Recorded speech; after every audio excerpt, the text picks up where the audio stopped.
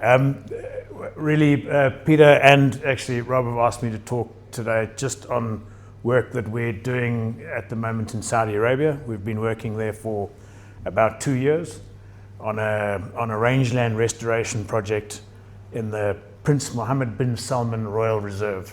It's a fairly new reserve, 4 or 5 years old, in the northwest of Saudi Arabia.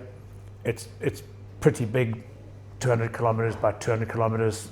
That makes it about, somebody with better maths than me, maybe 4 million hectares, thereabouts. So a gargantuan area, right along the Red Sea. It goes from inshore all the way up to mountains about 1,800 meters high. So a huge, a diverse set of landscapes, from almost sea level gravel plains and mud flats, mangroves, gravel plains, sand dunes in places, granite, volcanic, and then up to the mountains. Unbelievably arid.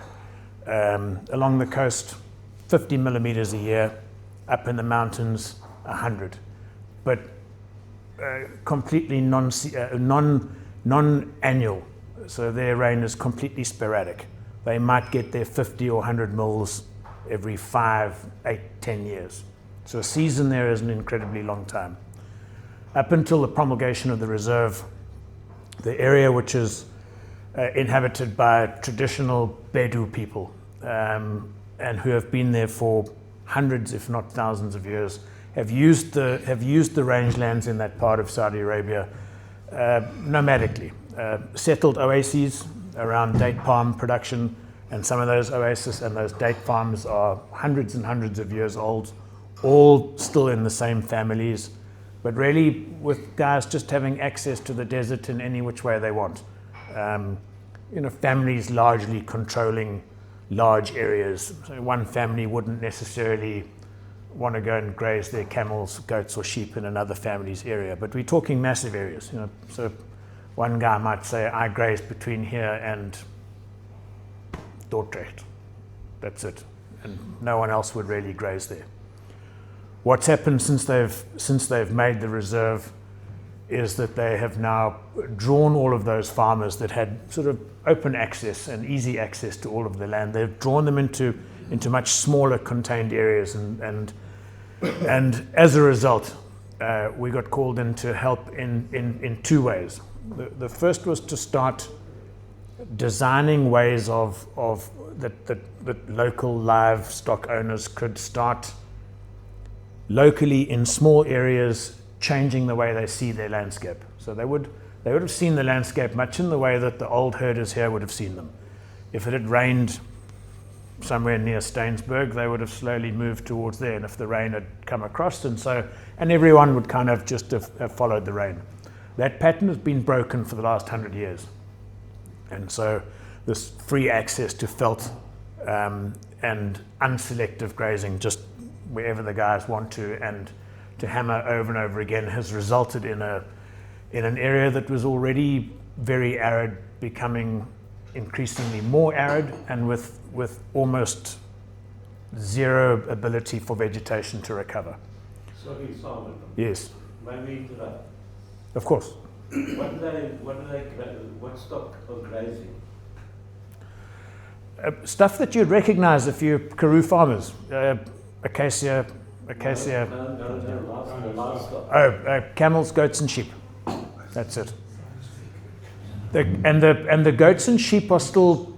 The goats and sheep we would recognize as tools available to us. So the incredible thing of being here in Graaff-Reinet is to see how much regenerative grazing and high density grazing is going on, and veld recovery and so on.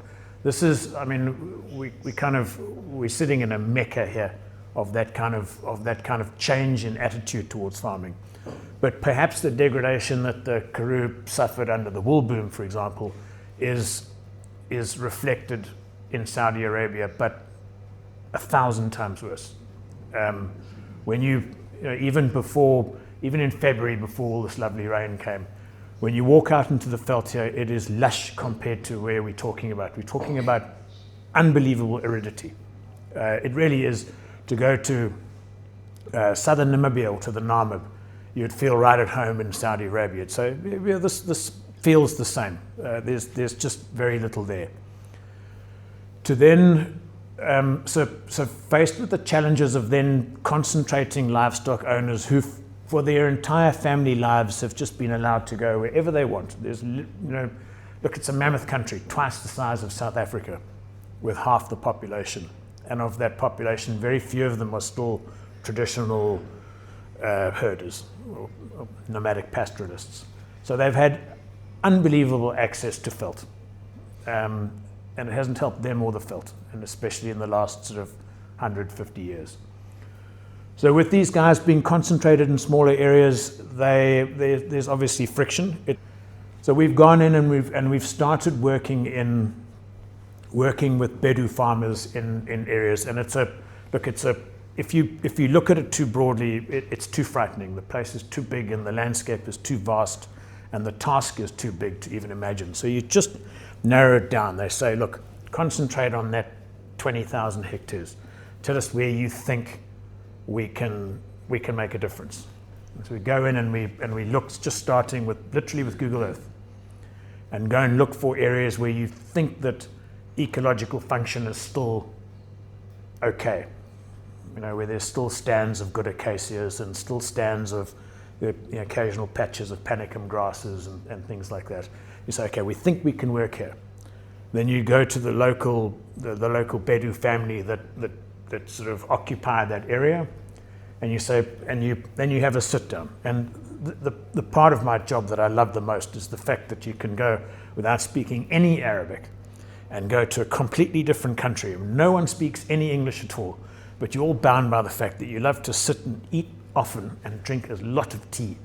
And so a working day there is a brilliant thing. It starts early in the morning with tea and coffee, and lots of it. It's not just a little coffee. It's like several coffees and then several teas and then dates and all sorts of sweets. And then you work for an hour or so, and then you have more tea. And then you work for an hour, then you have more tea, and then you work for an hour, then you have a massive lunch. And then you all have a little bit of a sleep, and then you have more tea, and then you say, oh, really, it's probably enough for today, we should knock it off. So it's not an onerous working environment. And it's been very interesting working with, getting to Saudi Arabia was an incredible thing in that that is so foreign.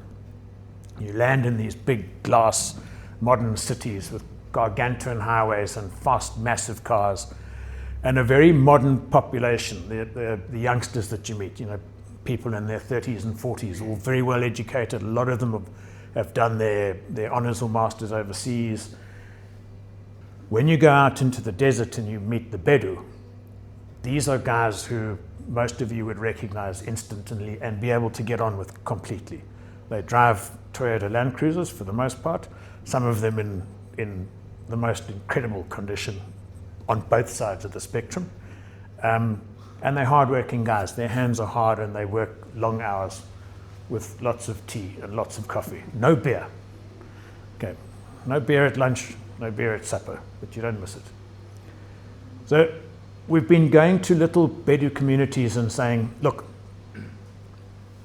you don't have access to this place anymore, and now we need to talk about what happens now that you're all collected into quite a small area. And with such limited rainfall, it means that the most precious thing that you have is the rain that falls. And the big difference in attitude that we have to talk about is not so much about the rain that falls, it's about the rain that falls that you can keep. And so we've started working on very small, very simple stone structures to hold water and slow water as it falls. So in there, once every 5 or 8 or 10 years that they get a rainfall, the idea is that when that rain falls, you're trying to slow it for as long as you can across the landscape so that it infiltrates. This is something that most of you understand completely anyway. It's almost bred into everyone here. For them, it's quite novel, but speaking through an interpreter to a group of men, about this many men, all probably similarly aged, still working. They'll work into their 70s and their 80s. They don't have anything else. They work or perish. They all understood that concept very, very quickly. So the concept of building structures in small gullies and to stop washaways and to hold water within 15 or 20 minutes, guys were like, we got this. And then they would go out and demonstrate that they actually understood this. And then, even like a group of guys like yourselves in a day, they'd go out and build 200 or 300 of these things. They're working in unbelievable heat. It is arid. And they all wear, effectively long dresses and big headscarves, and they graft. They've accepted that actually they have some agency in this, and that what they're doing will make a difference.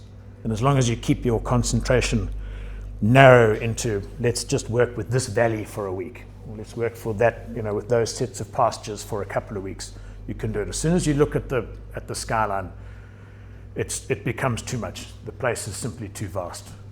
That has been the easier of the two tasks, is giving this or setting this this hook that our objective is to prepare the land for rain. So if it's only going to rain every couple of years, we must make sure that the areas that you're grazing in, the pastures, the small rivulets and the waddies and the gullies are ready and waiting for that rain to come. So when it falls, water slows. It doesn't just flash through the waddies and out to the sea and get lost. That was something that took surprisingly little time for people to grasp. Of course, these guys know their environment.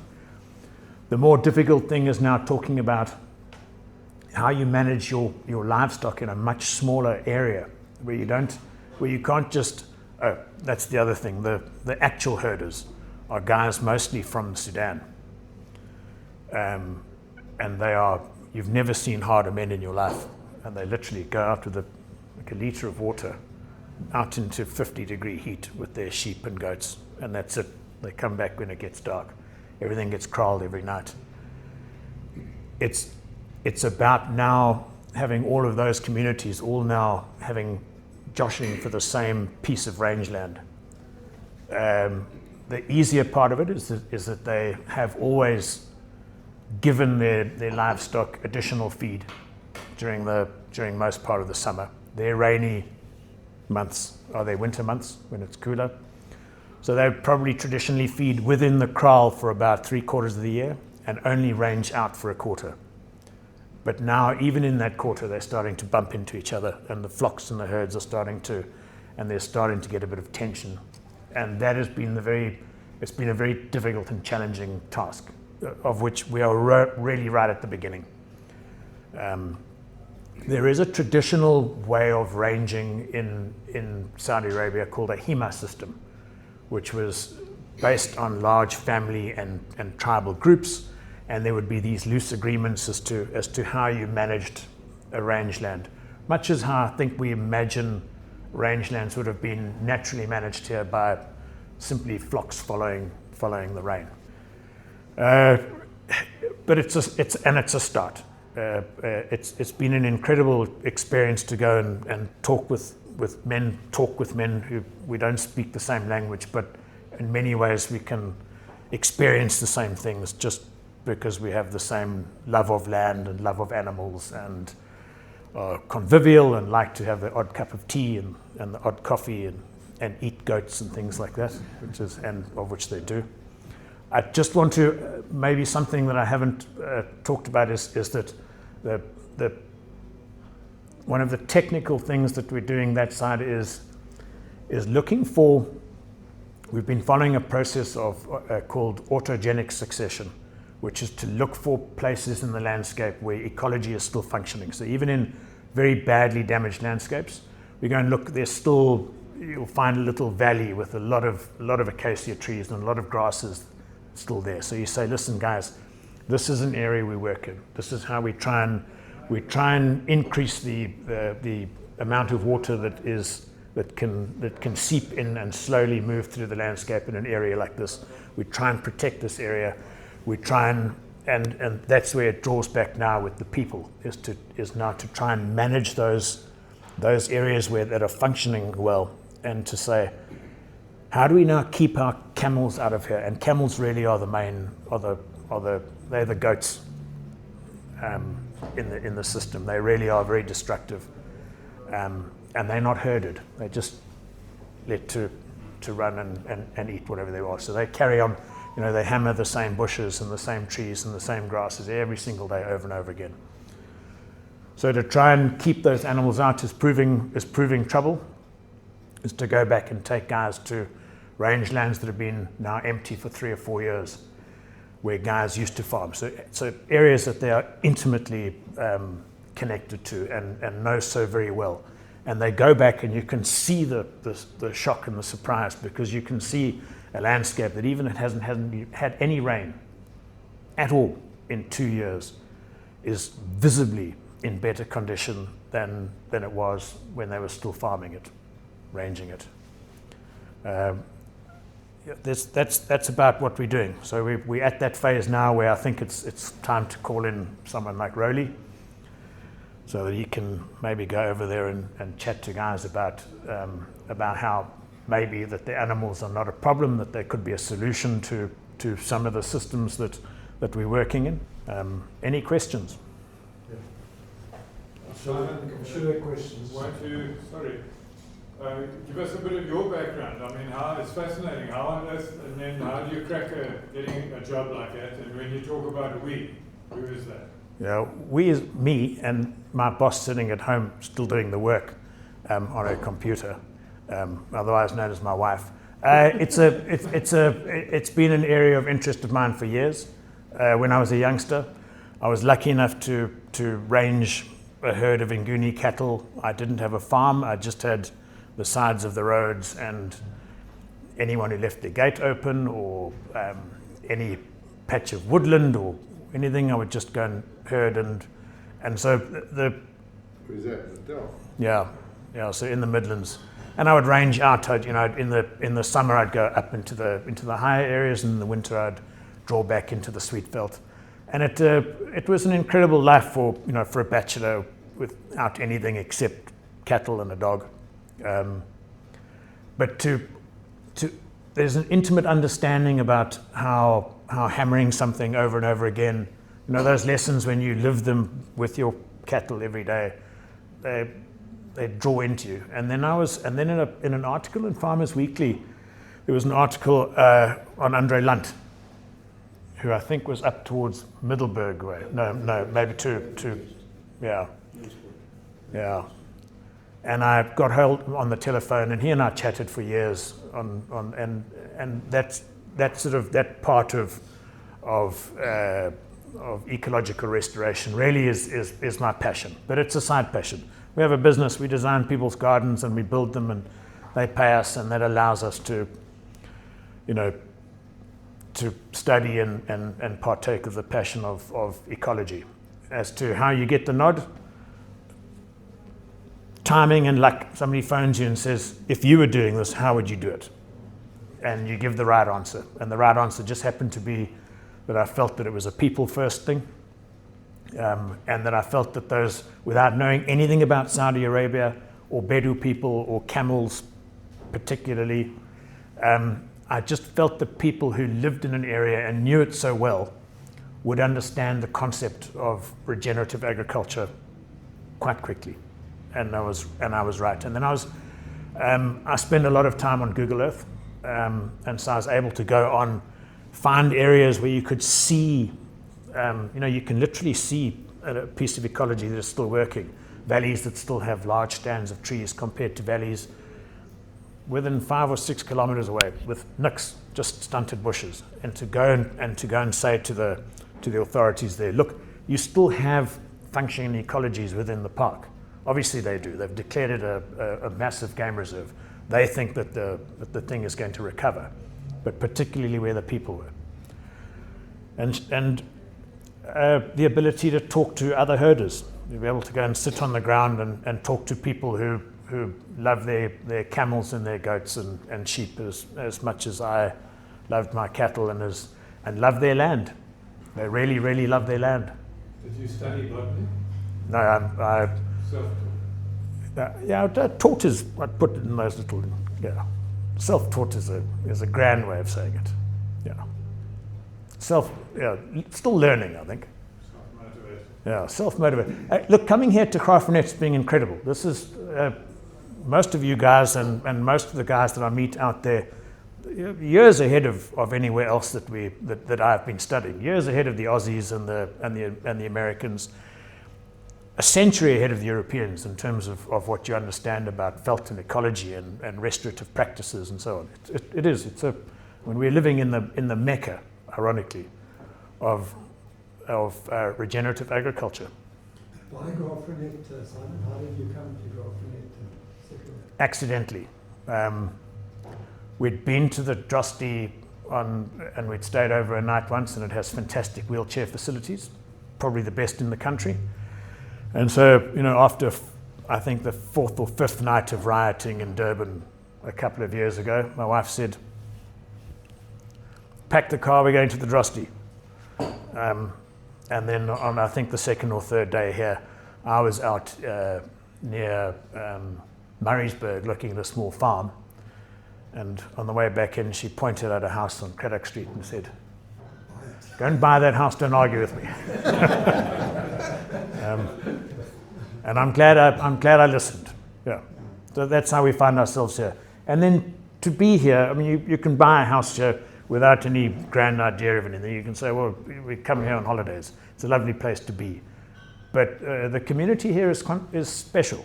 So it's not just the ecology around here that I find attractive. And we spend a lot of our off time just driving out and stopping and looking and being. But you guys and this and Probus and the club and go to the hardware store, go anywhere you like. You're a very tight and genuinely caring community. It's a wonder. We've lived in Durban in the same house for 20 years. We know one of our neighbours' names. We've never had a beer. I wouldn't know who my other neighbours are. During the riots, we kind of pulled together, but it wasn't us. It was a well-organized security team that was already existing in the shadows, mostly the Muslim guys, actually, who pulled everyone together in terms of security. Without it, I think the riot would have been more successful in its outcomes from what they wanted. So this is obviously ongoing, and how much time are you still spending away? Last year we were lucky. We spent most of the year here. At the moment, we've got to go back to Natal probably every month or 6 weeks, just to keep the ship. That's where the business is. To Saudi? 5 million people. Nothing until Iran is done. Yeah, that's just my wife doesn't like me traveling out there anyway. She feels that it's quite a scary place to go. It's difficult for her when I'm away. And I think she blesses old Donald and says thank you to him, because there's no future planning, no trips planned for the moment. Yeah.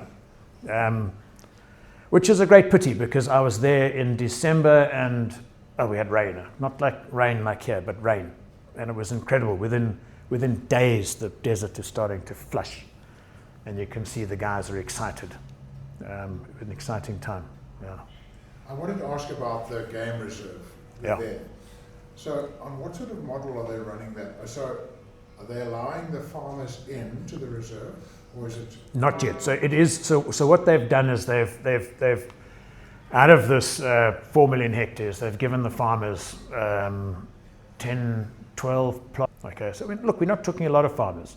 Probably talking 150 farmers maybe, and an unknown number of livestock. The guesstimates are that there could be 20,000 camels or 2,000 camels. No one really knows. It is so big, it is so difficult to quantify. They've within that game reserve there are 14 villages, and they're basically going to reduce those to 7 villages, and just have they literally tell the population from that road to that mountain ridge on the watershed of that mountain down to this wadi and back here. That's a controlled area. That's now part of your farmland. Don't go beyond. Okay. Yeah. So the beyond, what happens in the areas where the farmers are not allowed to go? What are the Saudis doing with that piece? Their main restoration tool there is absence of camels. That is the main thing they're doing. They're just keeping the camels out. And in areas where they're keeping the camels out, the bush is starting to come back quite quickly. Yeah. In areas, obviously areas up higher in the mountains are recovering much faster. There's more moisture. I mean, when you take 4 million hectares and you get 10 millimeters of rain, let's say you get 10 millimeters over 20% of it. It's a vast amount of water. It's not nothing. I mean, you guys know it. You all know from here. Vast areas collect vast amounts of water, even if it's in small amounts. The landscape is starting to respond much like the way the Namib does when it rains. Unbelievably, the seed bed is still there. A little bit of rain, 2 months later, it looks like Tanzania. Yeah. Based on the teachings of people like Andre Lunt and what I see with the Herding Academy and what we see around us, we've suggested to them that, when you get good rains in over 4 million hectares, you're going to need animals to convert that. It can't just be left. The several hundred gazelle and the few sort of oryx and things that they're putting back in there are never going to manage that. And we've suggested that becomes part of the Bedu rangelanders. Once you've had good rains, allow the guys to come in and hammer it for a couple of weeks and then move back into their areas. We'll see. Yeah. You talk about bush, is there grass? They've got a pioneer grass. I can't remember the name offhand, but their main fodder grass is a Panicum turgidum. It's a bunch grass, super grass, and they've got Themida in places still, unbelievably. And the seedbed seems to have kept, even though it's been 50 years of degradation. Simon, Saudi Arabia is a tourist destination. Is it worth it or not? I think if you're in Europe, I mean, the Red Sea is incredible. First of all, it's warm and clean, clear, and the snorkeling, and it's next level. And you can be in Stockholm, you could be in northwestern Saudi Arabia in like 5 hours. But yes, as a place of breathtaking vistas and landscapes. It's like we grew up in Namibia. I spent a long time there. Saudi Arabia is like Namibia made large. It is huge and awesome and breathtaking and gargantuan. The scale of it is hard to imagine. Yeah. In the desert there, are there some oases, dams, wells? Some big oases with permanent water, even out in the open deserts, and beautiful. Lots of wells. So one of the big problems is over abstraction. That's not just in the game reserve. That's the whole of Saudi Arabia. They just pump. They pump. So you go there and you say, "How deep is your well?" It's at 36 meters. How deep was it? I'm talking to a farmer in his late 70s. How deep was it when you took over the farm? Took over the farm from his father in his 40s, and the well was at 5 meters. Do you think the water is going to run out? Yes. One of the areas that we're trying to push into is to talk about aquifer recharge. I've been sending the bosses lots of links to Anthony Turton and to what's happening in Australia with aquifer recharge, but who knows? Simon, thank you very much for that. I'm sure that in the course of time more people know. But what a pleasure. Thank you for inviting me. Thank you.